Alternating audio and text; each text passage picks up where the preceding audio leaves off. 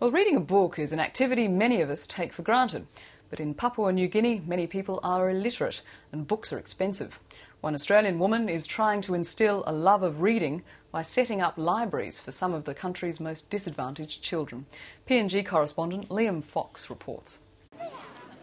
There's usually not much to celebrate in the 6-mile squatter settlement in Port Moresby, but a big crowd was on hand to see the Governor-General open the community's new children's library.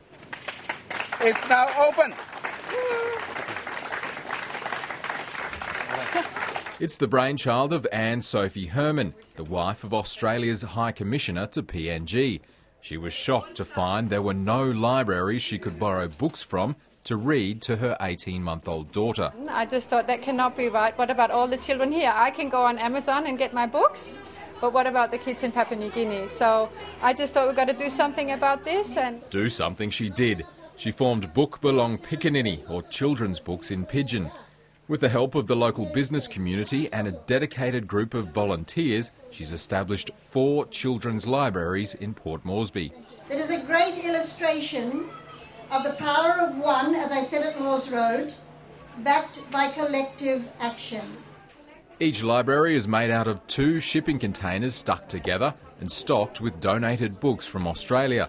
Teacher librarians are employed full-time to foster a love of reading and writing. PNG's Governor-General is a keen reader and a published author and says it's an important initiative. Illiteracy in Papua New Guinea is a very big thing. Many of our people do not know how to read and write.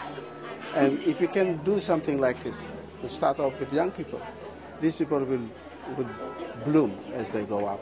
it's so important to read to your children. It's so important to give them that, universe that books provide. Plans are underway to build 2 more libraries in Port Moresby and another 2 in the provincial centres of Lae and Goroka. Liam Fox, ABC News, Port Moresby.